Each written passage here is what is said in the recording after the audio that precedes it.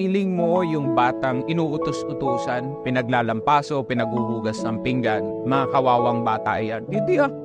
Alam mo natututunan ng mga batang yan? Obedience. Alam mo natututunan yan? Maging maliksi, maging malakas.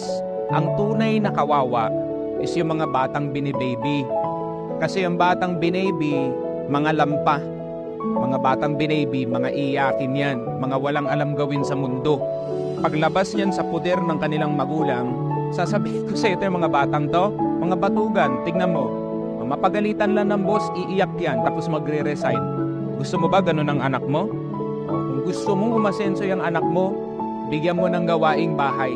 Matinding pundasyon yan para makatikim ng tunay na buhay yung batang yan. Mamili ka, malakas na bata or mahina. O ikaw, kapwa magulang ko, ikaw ang pipili niyan. Bibihin mo, lampay ang anak mo. Turuan mo ng tunay na buhay, aasenso yan.